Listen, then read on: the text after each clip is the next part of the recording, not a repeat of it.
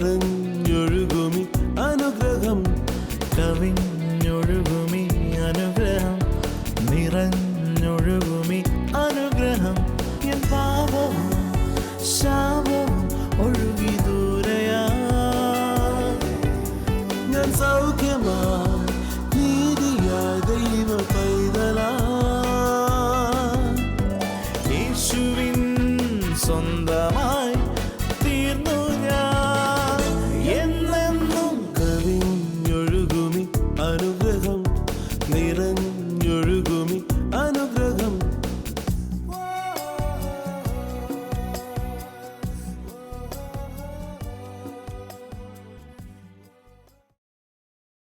കവിഞ്ഞൊഴുകുന്ന അനുഗ്രഹത്തിലേക്ക് നിങ്ങൾക്കേവർക്കും സ്വാഗതം.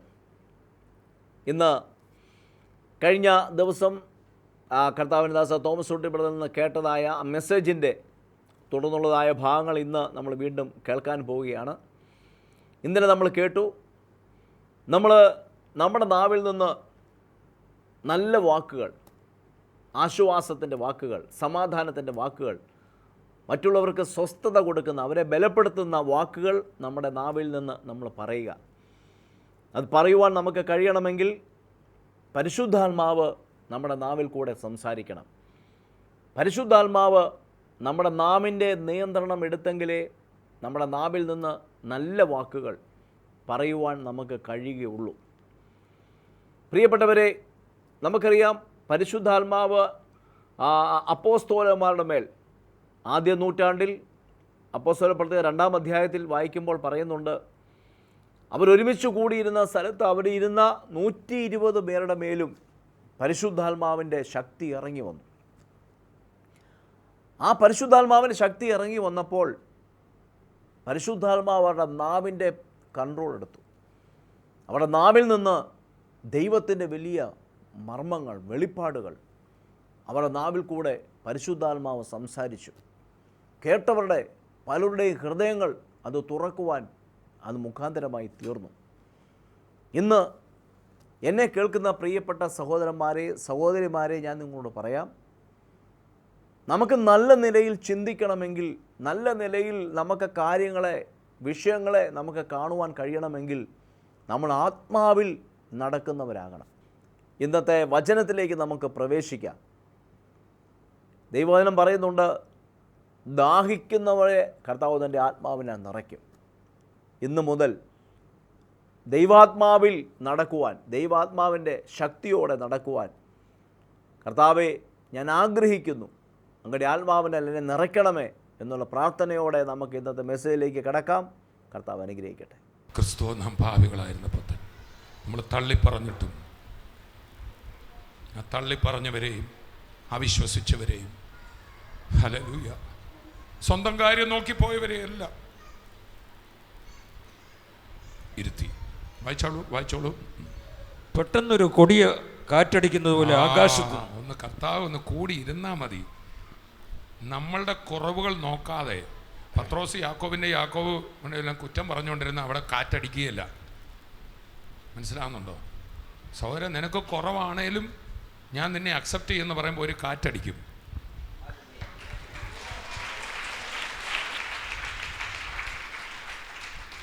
കാരണം ഇവരെല്ലാം ആര് വിളിച്ചു കൂട്ടിയതാ? വെവ്വേറെയായി കർത്താവിനിട്ട് വേല വെച്ചിട്ട് പോയവരെ ഓരോരുത്തരെയായി വിളിച്ചു കൂട്ടിയിട്ട് നമ്മൾ തമ്മിൽ തന്നെ വഴക്കടിക്കാനോ കൈവിടുത്ത് കഴിഞ്ഞാൽ നമ്മൾ തമ്മിൽ തന്നെ പഠിക്കും. നമ്മളെല്ലാം കർത്താവിനിട്ട് പണി കൊടുത്തിട്ട് പോയവരാ എന്ന് പറഞ്ഞാൽ നമ്മളെല്ലാം എന്ത് ചെയ്തവരാ?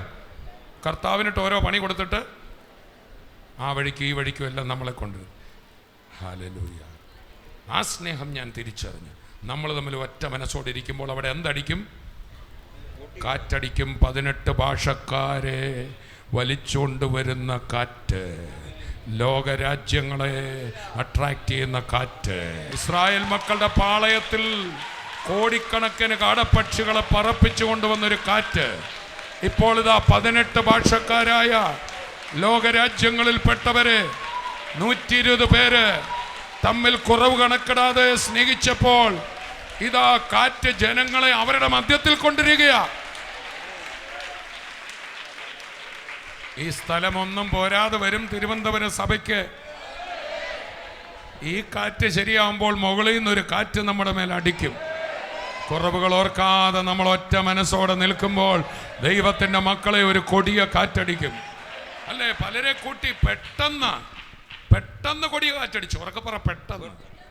അതിന് ടൈമൊന്നും വേണ്ട. അവരെ കൂട്ടി വരുത്താൻ 40 ദിവസം എടുത്തു. പക്ഷേ അവർ കൂടി വന്ന ശേഷം ഇവരിൽ തന്നെ ആരാ വലിയവനെന്ന് പറഞ്ഞിട്ടല്ലേ ക്രൂശിലേക്ക് പോയല്ലേ? അല്ലേ? പക്ഷേ യേശു അവരെ ഒന്നിപ്പിച്ചു, ഒന്നിച്ചിരുത്തി. പറ, ഒന്നിച്ചിരിക്കണം, എങ്കിലേ നടക്കത്തുള്ളൂ. ഒറ്റ മിഷനായിട്ട് ആരും പോകരുതെന്ന് പറഞ്ഞേ. ഞങ്ങളെ കൂടെ ഒക്കെ കൊണ്ടുപോകണമെന്ന് പറ. ഒറ്റയ്ക്ക് ഞാൻ മുമ്പേ പറഞ്ഞ പോലെ സ്നാനപ്പെടുത്താൻ തനിക്ക് പറ്റിയ ആളെ കാണാഞ്ഞിട്ട് ഞങ്ങളുടെ നാട്ടിലെ ഒരു അമ്മാമ്മ തന്നെ ആറ്റിലിറങ്ങി സ്നാനപ്പെട്ടു. ഒരു പാസ്റ്ററും വിശുദ്ധനല്ലെന്നും പറഞ്ഞു.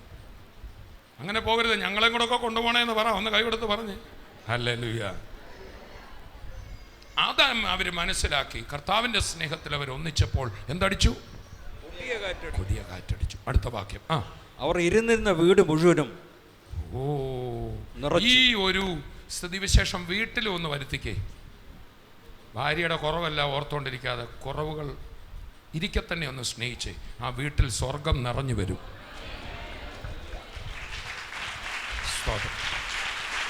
ഹലോ,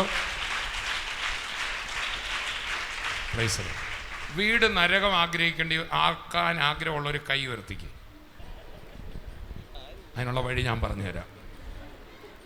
ഭർത്താവ് ഭാര്യയുടെയും ഭാര്യ ഭർത്താവിൻ്റെയും കുറവുകൾ ഓർത്ത് അത് പറഞ്ഞുകൊണ്ടിരുന്നാൽ മതി. സഭ നരകമാക്കാൻ ആഗ്രഹമുള്ളൊരു കരം ഉയർത്തിപ്പിടിച്ച് സഭ ഇത് ചെയ്താൽ മതി. കുറവുകൾ ഓർത്ത് അത് പറഞ്ഞാൽ മതി.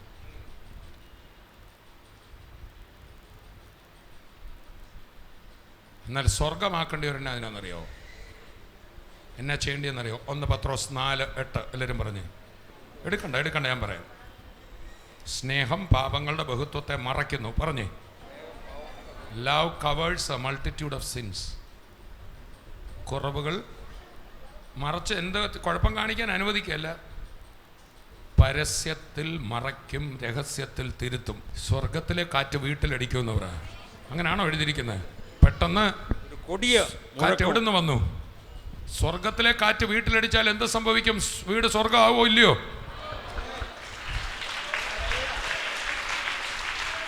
അതെന്ത് ചെയ്യണം? അതിനെന്ത് ചെയ്യണം? ഞാൻ വിശുദ്ധനാ, നീ അത്രയും പ്രാർത്ഥിക്കുന്ന ആളല്ലെന്ന് പറഞ്ഞാൽ കാറ്റടിക്കുകയില്ല. ഞാൻ പ്രാർത്ഥിക്കുന്നുണ്ട്, എൻ്റെ സഹോദരൻ പ്രാർത്ഥിക്കുന്നില്ലേലും ആ ആളെ എൻ്റെ കർത്താവിന് ഇഷ്ടം. സാരമില്ല ബ്രദറിന് അത്രയും പ്രാർത്ഥിക്കാൻ പറ്റുന്നില്ലേലും യേശുവിന് സ്നേഹ കേട്ടോ, ഞാൻ പ്രാർത്ഥിക്കാം കേട്ടോ എന്ന് പറയുന്നിടത്ത് കാറ്റടിക്കും. ഭാര്യയ്ക്ക് ഒത്തിരി കുഴപ്പമുണ്ട്, പക്ഷെ ഭാര്യയോട് പറയുക, സാരമില്ല, നിനക്ക് ആ കുറവുകൾ ഉണ്ടെങ്കിലും ഞാൻ നിന്നെ എന്ത് ചെയ്യുന്നു? അവിടെ കാറ്റടിക്കും. സ്നേഹവും ഇഷ്ടവും രണ്ടും രണ്ടാണ്. നാളെ നമ്മുടെ TV പ്രോഗ്രാം കണ്ട ഒരു അപ്പച്ചനും അമ്മച്ചീനെ കാണാൻ വന്നു. അപ്പച്ചന് 85 വയസ്സുണ്ട്, വായിൽ ഒറ്റ പല്ലുമില്ല. അമ്മച്ചിക്ക് ഒരു 80 വയസ്സ് കാണും, 5-6 പല്ല് അവിടെ ഇവിടെയായിട്ടുണ്ട്. ഇവർ രണ്ടും കൂടെ കുനിഞ്ഞൊക്കെ എൻ്റെ അടുത്ത് വന്നിട്ട് പറഞ്ഞു, മോനെ എന്നും പ്രോഗ്രാം കാണുന്നുണ്ട്, കൊച്ചുമക്കൾക്ക് പ്രാർത്ഥിക്കണേ, കൊച്ചുമോടെ പരീക്ഷ എക്സാം എല്ലാം പറഞ്ഞു. അത് കഴിഞ്ഞിട്ട് ഞാൻ നോക്കുമ്പോൾ അപ്പച്ചൻ അമ്മച്ചി അവിടെ മാറ്റി നിർത്തിയിട്ട് അപ്പച്ചൻ തന്നെ ഇഞ്ഞു വന്നിട്ട് എന്നോട് പറയുക, ബ്രദറെ ഒരു കാര്യത്തിലൂടെ പ്രാർത്ഥിക്കണം. ഞാൻ ചോദിച്ചാൽ എന്തുവാ? ഞങ്ങൾ തമ്മിൽ എന്ത് വഴക്കാം? 85 80 കൂടെ ഡെയിലി അടിയാ.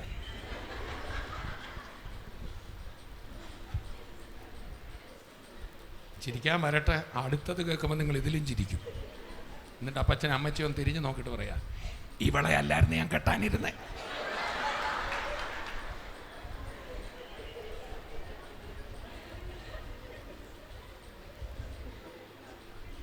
പ്രിയപ്പെട്ടവരെ, കല്യാണത്തിൻ്റെ അന്ന് തീരുന്നതാണ് ഇഷ്ടം, അന്ന് തുടങ്ങുന്നതാണ് സ്നേഹം.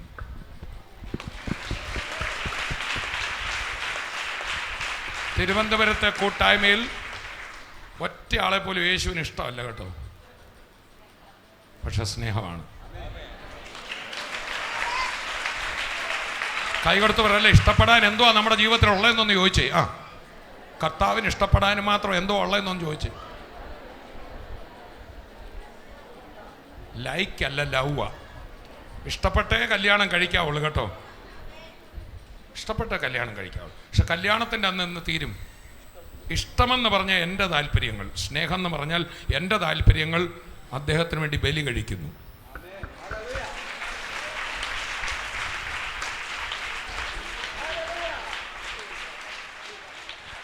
അതാണ് cruise. That is the cross of Calvary. എൻ്റെ താല്പര്യങ്ങൾ മുഴുവൻ നിനക്ക് വേണ്ടി ഞാൻ ബലി കഴിക്കും. അതാണ് ക്രിസ്തു സഭയെ സ്നേഹിച്ചതുപോലെ ഭർത്താവ് ഭാര്യയെ അവൻ തന്നെത്താൻ അവൾക്ക് വേണ്ടി ജീവൻ വെച്ചു കൊടുത്തു. ഭാര്യയിൽ അതേ സ്നേഹം വ്യാപരിക്കുന്ന സബ്മിഷനാണ്. കീഴ്പ്പെടാൻ പലയിടത്തും ബുദ്ധിമുട്ട് കാണും, പക്ഷേ still I submit in the love of Jesus. പുതിയ നിയമവിവാഹബന്ധം സ്നേഹത്തിൽ സ്ഥാപിതമാണ്. ഒരു ഉടമ്പടിയോ ഒരു കോൺട്രാക്റ്റ് എല്ലാം വ്യവസ്ഥയില. നീ ഇത് ചെയ്താൽ ഞാനിത് ചെയ്യാം, നീ ചെയ്യേണ്ടതൊന്നും ചെയ്തില്ലെങ്കിലും നിന്റെ നന്മയ്ക്ക് വേണ്ടി എന്നെ ഞാൻ സാക്രിഫൈസ് ചെയ്യും. ആ സാക്രിഫിഷ്യൽ ലവ് എങ്ങനെ വരുന്നതെന്നറിയോ? ഒരു വീട്ടിലൊന്നുമില്ലാത്ത പട്ടിണിയുള്ള വീട്ടിലും സ്വർഗം കൊണ്ടുവരാം. കോടികളുള്ള വീട്ടിൽ നരകവുമാകാം. എങ്ങനെയാണെന്ന് ഞാൻ പറഞ്ഞു തരാം. അതല്ലേ ഞാൻ ചോദിച്ച ചോദ്യം. ഒരു ദിവസം വൈകിട്ട് ഒരു പിടി കഞ്ഞിയേ വീട്ടിലുള്ളൂ. സ്വർഗമാക്കുന്ന എങ്ങനെയാണെന്ന് ഞാൻ പറയാം. ഭർത്താവ് ഭാര്യയോട് പറയും, എനിക്ക് വിശക്കുന്നില്ല കേട്ടോ, നീ കുടിച്ചു. ഭാര്യ ഭർത്താവിനോട്, എനിക്ക് അത്രയും തന്നെ വിശപ്പില്ല, രണ്ടുപേരുടെയും വയറ് കത്ത് കാണും, നിങ്ങൾ കുടിച്ചാട്ടെ, അവിടെ സ്വർഗം വരും.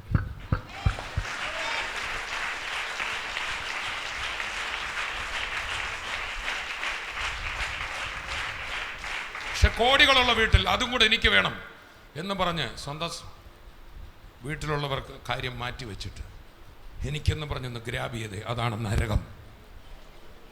കൈകൊടുത്ത് പറ, ഈ ലോകത്ത് തന്നെ നിങ്ങൾക്ക് വേണം നരകം ഉദ്ഘാടനം ചെയ്യാമെന്ന് പറഞ്ഞാട്ടെ. നിങ്ങളുടെ വീട്ടിൽ തന്നെ നരകം ഉദ്ഘാടനം ചെയ്യാം. കൈകൊടുത്ത് ചോദിച്ച്, നരകത്തിലെ തീ കത്തിക്കണോ സ്വർഗത്തിലെ കാറ്റടിപ്പിക്കണോ? ചോദിച്ചാട്ടെ. യാക്കോബിന്റെ ലേഖനം പറയുന്നു, നാവ് ഒരു തീ തന്നെ സൂക്ഷിച്ചുപയോഗിക്കണം. ഈ നാവ് കൊണ്ട് നരകത്തിലെ തീ എടുത്തുകൊണ്ട് വരാൻ പറ്റും, സ്വർഗത്തിലെ കാറ്റും കൊണ്ടുവരാൻ പറ്റും. ഏത് കൊണ്ടുവരും? നമ്മുടെ ഓഫീസിൽ നിങ്ങൾക്ക് സ്വർഗം കൊണ്ടുവരാം. ഈ വീട് മഹാശാപം പിടിച്ച അപ്പനപ്പൂപ്പന്മാരുടെ കാലം മുതലേ ശാപം, അത് പറഞ്ഞുകൊണ്ടിരുന്ന അവിടെ ശാപം കൂടും. നീ ഒരാൾ അനുഗ്രഹിക്കപ്പെട്ടവൻ അവിടെ ഉണ്ടല്ലോ, നീ പറയണം, നമ്മുടെ ശാപം തീർന്നു, നിങ്ങളൊന്നും പേടിക്കണ്ട, യേശുവാ നമ്മുടെ ഭവനത്തിൻ്റെ കർത്താവ്, ഇവിടെ ഒന്നും നടക്കത്തില്ല. സ്വർഗത്തിലെ കാറ്റടിപ്പിക്കുന്ന നാവുകൾ. നരകത്തിലെ തീ എന്താണെന്നറിയാമോ? സ്വന്തം കാര്യം നോക്കുകയും മറ്റ് നമ്മുടെ കൂടെയുള്ള നമ്മുടെ ഭാര്യയുടെ, നമ്മുടെ ഭർത്താവിൻ്റെ അല്ലെ സഭാവിശ്വാസിയുടെ കുറവുകൾ കണ്ട് അതിൻ്റെ പഴയതെല്ലാം നോട്ട് ചെയ്ത് അത് പറയുകൊണ്ടിരിക്കുക. അതുകൊണ്ടാണ് 1 കൊരിന്ത്യർ 13:6 പറയുന്നു, സ്നേഹം മുൻകഴിഞ്ഞ പാപങ്ങളുടെ കണക്ക് സൂക്ഷിക്കുന്നില്ല. മലയാളത്തിലിരിക്കുന്ന ദോഷം കണക്കിടുന്നില്ല. സ്നേഹം എന്ത് ചെയ്യുന്നില്ല?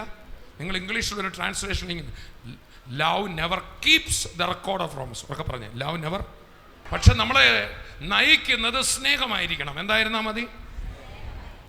പക്ഷെ എൻ്റെ ഹൃദയത്തിൽ അതൊരു കയ്പായിട്ട് ഞാൻ കീപ്പ് ചെയ്യരുത്. കുടുംബജീവിതത്തിൽ, സഭാജീവിതത്തിൽ, അതാണ് അതിൻ്റെ അർത്ഥം. Love never keeps the record of wrongs. കർത്താവ് എന്ത് ചെയ്തു? 1 കൊരിന്ത്യർ 2:14 എന്താ പറയുന്നത്? അകൃത്യങ്ങളൊക്കെയും നമ്മോട് ക്ഷമിച്ച് ചട്ടങ്ങളാൽ നമുക്ക് വിരോധവും പ്രതികൂലമായിരുന്ന കൈയെടുത്ത് എന്ത് ചെയ്തു? മായ്ച്ചു. റെക്കോർഡ് അവിടെ സൂക്ഷിച്ചോ മായ്ച്ചോ? അടുത്തിരിക്കുന്ന ആൾ പറഞ്ഞാട്ടെ, നിങ്ങളുടെ സ്വർഗത്തിലെ മെമ്മോ ബുക്കിൽ പറഞ്ഞേ, ഒറ്റ ചുമന്ന മഷിയില്ലെന്ന് പറഞ്ഞ് അത് മുഴുവൻ ആര് മായ്ച്ചു കളഞ്ഞു? ഇതുപോലെ നമ്മളും എന്ത് ചെയ്യണം? നിങ്ങൾ ചോദിക്കുക, ആ കർത്താവ് പഠിപ്പിച്ച പ്രാർത്ഥന പോലും പരിശുദ്ധാത്മാവ് വന്ന ശേഷമുള്ള പ്രാർത്ഥനയല്ല. കർത്താവ് എന്താ പഠിപ്പിച്ചേ? ഞങ്ങളുടെ കടക്കാരോട് ഞങ്ങൾ ക്ഷമിച്ചതുപോലെ ഞങ്ങളുടെ കടങ്ങൾ ക്ഷമിക്കണമെന്ന്. അങ്ങനെയാണോ നമ്മൾ പ്രാർത്ഥിക്കുന്നത്? അങ്ങനെയാണ് എത്ര പേര് രക്ഷപ്പെടും ഇവിടെ? ഞങ്ങളുടെ കടക്കാരോട് ക്ഷമിച്ചതുപോലെ നീ ക്ഷമിച്ചിട്ട് വാ എന്നാൽ ക്ഷമിക്കാമെന്നുള്ള സിസ്റ്റം അല്ല. അത് കർത്താവ് അന്ന് പഠിപ്പിച്ചതാണ്. പരിശുദ്ധാത്മാവ് വന്ന ശേഷമുള്ള സിസ്റ്റം എന്താണെന്നറിയാമോ? എഫേസ് ലേഖനവും കൊലോസ് ലേഖനവും പറയുന്നു, ദൈവം ക്രിസ്തുവിൽ നിങ്ങളോട് ക്ഷമിച്ചതുപോലെ നിങ്ങൾ ക്ഷമിക്കുവീൻ. കൈകൊടുത്ത് പറ, നിങ്ങൾ ക്ഷമിച്ചത് കൊണ്ടല്ല ക്ഷമിച്ചത്. നിങ്ങൾ ക്ഷമിക്കാതിരുന്നപ്പോൾ തന്നെ യേശുവേ എന്ന് വിളിച്ചവൾ ക്ഷമിച്ചതാ. അത് നമുക്ക് മനസ്സിലാകുന്ന കർത്താവിൻ്റെ ഐഡിയ മറ്റൊരിടത്ത് പറഞ്ഞു. ഒരു മനുഷ്യൻ ഒരു രാജാവിന് 10,000 താലന്ത് വെള്ളി കടപ്പെട്ടിരുന്നു. ഒരു താലന്ത് എന്ന് പറഞ്ഞാൽ 40 or 70 കിലോയാണ്. അങ്ങനെയാണെങ്കിൽ 10,000 താലന്ത് എന്ന് പറഞ്ഞാൽ എത്ര ലോഡ് വെള്ളി ഉണ്ടല്ലേ, ഇല്ലേ? അത്രയും കടപ്പെട്ടിരുന്നു. അയാൾ കരഞ്ഞു, അതിനാ കൃപ. ആ താലന്ത് വെള്ളി വീട്ടടാ എന്ന് പറഞ്ഞു. അതാ ന്യായപ്രമാണം. ദൈവം ആദ്യം ന്യായപ്രമാണം കൊടുത്ത് വീട്ടടാ, നീ ചെയ്ത തെറ്റിന് മുഴുവൻ പകരം ചെയ്യടാ, അതാ ന്യായപ്രമാണം. ഉടനെ എന്ത് ചെയ്തു? എന്നെ കൊണ്ടൊക്കത്തില്ല. എടാ എന്ന് നിന്റെ ഭാര്യ മക്കളും കൂടെ വിറ്റിട്ട് കൊടുക്കടാ, അങ്ങനല്ലേ രാജാവ് പറഞ്ഞു. അപ്പോൾ യജമാനന് മനസ്സലിഞ്ഞു. ആദ്യം നീതി വെളിപ്പെട്ടു, അതാണ് ന്യായപ്രമാണം. പിന്നെ സ്നേഹം വെളിപ്പെട്ടു, അതാണ് യേശു. ഓക്കെ, ഞാനിതങ്ങ് സഹിച്ചേക്കാം. I am going to sacrifice. എനിക്ക് നഷ്ടപ്പെടുക ഇത്രയും താലന്ത്, അതാണ് ക്രൂശ്. നീ പൊക്കോ. ഇതാണ് കൃപ. ന്യായപ്രമാണം ആദ്യം വന്നു, പിന്നെ ഏത് വന്നു? ഉറക്കപ്പറ, കൃപ. ആ കൃപയാൽ രക്ഷിക്കപ്പെട്ടവരൊക്കെ ഒരു ഹല്ലേലൂയ പറഞ്ഞു. കൈ കൊടുത്ത് പറ, നമ്മളെല്ലാം ഒരേ സൈസ, ഒന്നിച്ച് പോകാമെന്ന് പറ. സഭയ്ക്കകത്ത് ചുങ്കക്കാരൻ വന്നാലും വേശ്യ വന്നാലും കർത്താവിൻ്റെ പേര് പോകത്തില്ല. ആമേൻ. ഇവിടുത്തെ ഒരു ആശുപത്രിയിൽ ക്യാൻസർകാരൻ വന്നാലും ആശുപത്രിയുടെ പേര് പോവുകയില്ല, പേര് കൂടുകയുള്ളൂ. പുഴുക്കുത്ത് നിറഞ്ഞ ചിന്തകളും പുഴുക്കുത്ത് നിറഞ്ഞ മനോഭാവമില്ലാത്ത ഒരു മനുഷ്യനുണ്ടോ? അടുത്ത ആഴ്ച കുറച്ച് നല്ലവരെ കൊണ്ടുപോയി ഞാൻ സ്കാനിങ് മെഷീനിലൊന്ന് കയറ്റുന്നുണ്ട്. അന്നേരം പിടികിട്ടും ആരും നല്ലവരില്ല.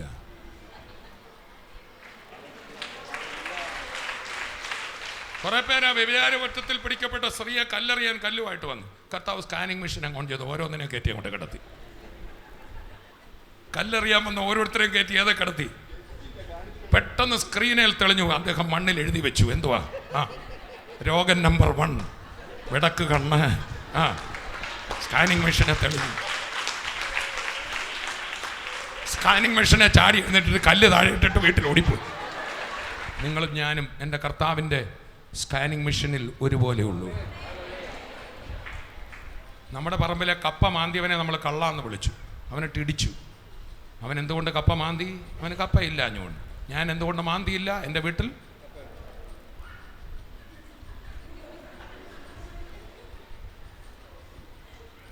നീതിമാൻ ആരുമില്ല, ഒരുത്തൻ പോലുമില്ല.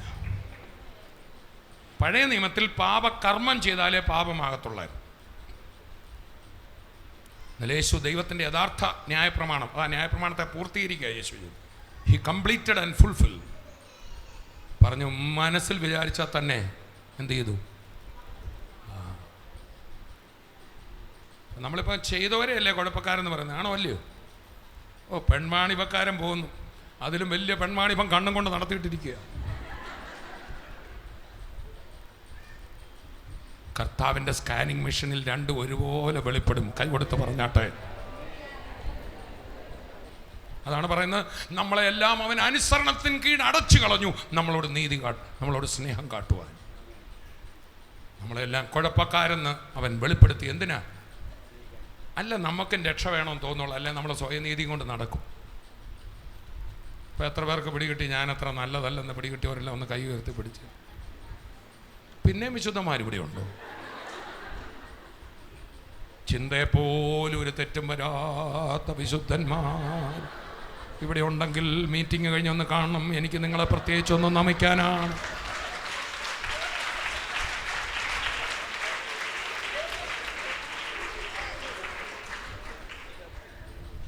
ഉണ്ടോ?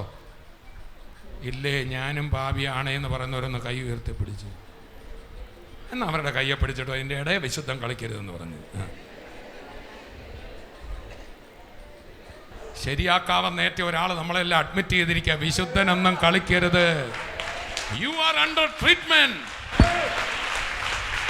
കൈ കൊടുത്തു പറ, യു ആർ അണ്ടർ ട്രീറ്റ്മെന്റ്. ഇന്നാളൊരിക്കൽ ഒരു സഹോദരൻ്റെ സൈക്കിളിൽ ഒരു വാക്യം ഒട്ടിച്ചിട്ടുണ്ട്, please don't judge me now, the master has not finished building on me. എന്നെ ഇപ്പം വിധിക്കരുത്, പണി തീർന്നിട്ടില്ല, ഞാൻ ഫിനിഷ്ഡ് പ്രോഡക്റ്റ് അല്ല. കൈ കൊടുത്ത് പറഞ്ഞേ, എന്നെ ഇപ്പം വിധിക്കരുത്, ട്രീറ്റ്മെൻറ്റ് നടക്കുന്നേ ഉള്ളൂ. കണ്ടോണം കണ്ടോണം, എന്നെ അവൻ പണിത് അവനെ പോലെ ആക്കിക്കൊണ്ടിരിക്കുക. ഹല്ലേലൂയ. സ്തോത്രം. ഈ ഒരു ചിന്താഗതി ഉണ്ടെങ്കിൽ നമുക്ക് പരസ്പരം അംഗീകരിക്കാനൊക്കും. ആ അംഗീകരിക്കുന്നിടത്താണ് കാറ്റടിക്കുക.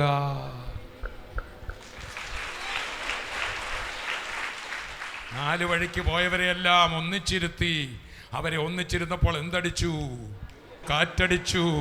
കാറ്റടിച്ചപ്പോൾ പിന്നുണ്ടല്ലോ സ്തോത്രം, ആ പഴയ ആ മുക്കുവന്മാരായിരുന്നില്ലേ, മീൻപിടുത്തക്കാരായിരുന്നില്ലേ, പിന്നെ ആ കടൽ തീരത്തെ വർത്താനം നാക്കെ വന്നില്ല, ആ നെഗറ്റീവ് നാക്കെ വന്നില്ല. ഹലോ, ആ രണ്ടുപേർ എമ്മൗസിലേക്ക് പോയപ്പോൾ ഉള്ള നിരാശയുടെ വാക്കെല്ലാം പറഞ്ഞില്ലേ, ലൂക്കോസ് 24. പിന്നെ അതവരുടെ നാവേ വന്നില്ല. കാരണം പിന്നെ അവരല്ല ജീവിച്ചത്, അവരങ്ങ് മരിച്ചു, വേറൊന്നൊഴിച്ചു. ഇനി ഒന്ന് വായിച്ചേ. പെന്തക്കോസ്ത് നാൾ വന്നപ്പോൾ, പെന്തക്കോസ്ത് നാൾ വന്നപ്പോൾ എല്ലാവരും ഒരു സ്ഥലത്ത് ഒന്നിച്ചു കൂടിയിരുന്നു. പെട്ടെന്നൊരു കൊടിയ കാറ്റടിക്കുന്നത് പോലെ ഒന്നിക്കാൻ 40 ദിവസം എടുത്തു. ഒന്നിച്ചപ്പോൾ, പരസ്പരം അംഗീകരിച്ചപ്പോൾ എന്തടിച്ചു? കൊടിയ കാറ്റ്. ഓ, കുറവുകൾ അങ്ങോട്ടും ഇങ്ങോട്ടും പറഞ്ഞാൽ ഏത് വരും? നരകത്തിലെ തീ വരും. കൈ കൊടുത്ത് പറ. എൻ്റെ വീട് പഴിചാരലിൻ്റെ ഒരു വീടായിരുന്നു. നീ കാരണമാ. എന്നാൽ കർത്താവ് വന്നപ്പോൾ സാരമില്ല, അങ്ങനെ പറ്റിയാലും കുഴപ്പമില്ലെന്നേ, നമുക്ക് പ്രാർത്ഥിക്കാമെന്ന് പറഞ്ഞപ്പോൾ സ്വർഗത്തിലെ കാറ്റടിക്കാൻ തുടങ്ങി. നിങ്ങളുടെ വീട് സ്വർഗമാകണോ? കുറേം കൂടെ പിശാചിനെ ശാസിച്ചാൽ നടക്കത്തില്ല. നിങ്ങൾ കാറ്റടിപ്പിക്കണം. കുറവുകളോടുകൂടെ ഭാര്യയും ഭർത്താവും ഒന്ന് സ്വീകരിക്കണം, വിശ്വസിക്കണം. പഴയ കുറവുകളുടെ ലിസ്റ്റെല്ലാം മായിച്ച്, നിനക്ക് ആ കുറവുണ്ടെങ്കിലും ഞാൻ നിന്നെ, പഴയ അപ്പച്ചൻ പറഞ്ഞ പോലെ ഇവളെ അല്ലായിരുന്നു ഞാൻ കെട്ടാനിരുന്നതെന്നല്ല, ഇവളെ തന്നെയാണ് കെട്ടുന്നത്. കർത്താവ് നമ്മളെ കെട്ടി, കർത്താവ് നമ്മളെ സ്വീകരിച്ചു, നമ്മളെ നന്നാക്കി സുന്ദരന്മാരായി എടുക്കുന്ന പോലെ ദൈവത്തിൻ്റെ മക്കളെ അങ്ങനെ ഒന്ന് ഷെയർ ചെയ്യുന്നൊരു വീടായി. ഹല്ലേലൂയ. കുഞ്ഞുങ്ങളെ, നിങ്ങളുടെ സ്കൂളിൽ നിങ്ങൾക്ക് സ്വർഗം കൊണ്ടുവരാം. അധ്യാപകരെ, നിങ്ങളുടെ ഓഫീസ് മുറിയിൽ നിങ്ങൾക്ക് സ്വർഗം കൊണ്ടുവരാം. സ്വർഗത്തിലെ കാറ്റ് കൊണ്ടുവരാം. വളരെ നല്ല ഒരു സന്ദേശം നമ്മൾ കേട്ടു. കർത്താവിൻ്റെ പദ്ധതി ഈ ലോകത്തിൽ ഞാൻ ഉയർച്ച തന്നെ പ്രാപിക്കും. എല്ലായിടത്തും എല്ലായ്പ്പോഴും ഞാനൊരു ജയാളിയായി തീരും.